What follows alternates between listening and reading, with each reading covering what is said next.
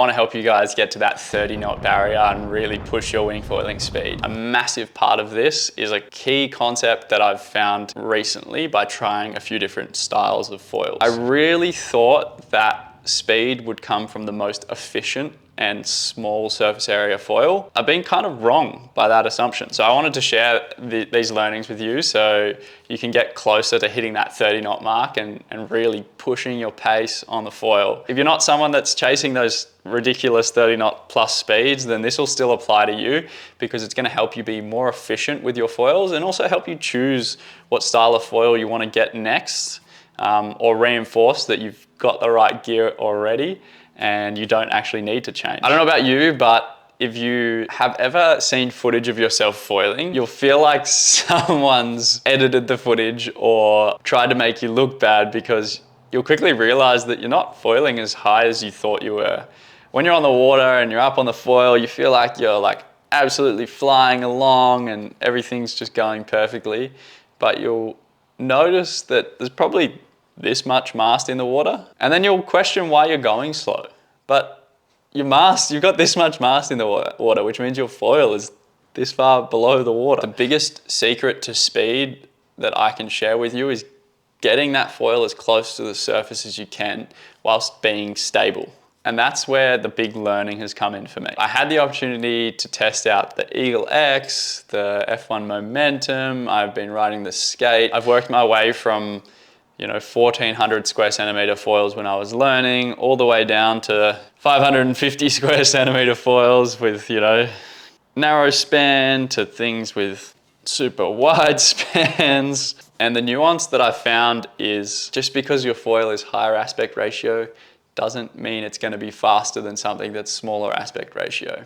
There's a few key things that play into this. The one that was obvious to me once I had tried higher aspect ratio foils and then came back to my lower aspect ratio foil, that seems obvious now but might have not have been obvious unless I had the opportunity to test that, was when you're trying to get that foil as close to the water's surface and you're going super fast, you have moments where your roll angle shifts in small amounts, just with gusts, with small waves, just different things that are happening. With a foil that's smaller in span, those roll motions cause the tips to get this much closer to the surface. You're going through angles like this, like that. So that means, I don't know, we say 4 inches of movement to the water, or it kind of sets your ride height as you need that sort of 4 to 5 inch buffer.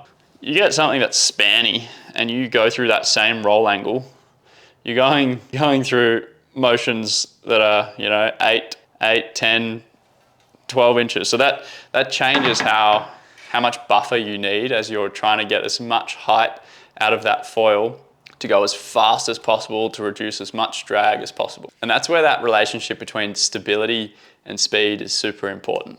You could have the smallest possible foil, the most efficient foil with the craziest aspect ratio and the tiniest chord, but it doesn't mean you're going to be able to ride it super fast. If you have to ride it this deep into the water, you're going to be slow.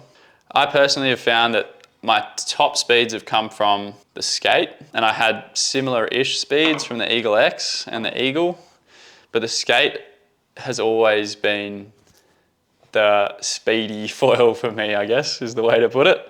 Being 550 square centimeters, I thought when I got given the Momentum 516 to test out, that would smash it out of the water, 16 aspect ratio, 516 square centimeters, so less surface area, higher aspect ratio. But I couldn't touch the same speeds as I had with the Skate 550. That's where I think it's really important to recognize that in order to go fast, you need the water surface to be here, and that allows the foil to roll just enough without the wingtips coming out. To do the same with a foil that's got more span, your wingtips start to come out of the water and you get that catastrophic ventilation, cavitation, whatever word you want to use, and then you crash. And then that crash causes you to be a little bit sheepish about how high you ride that foil relative to the water surface. So you go slower.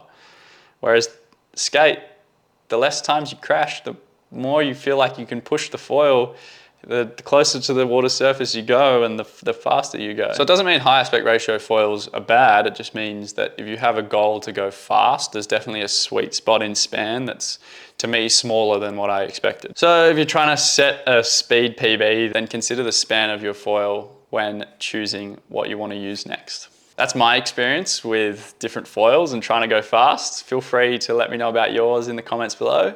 And I think you'll like these videos, so go check them out.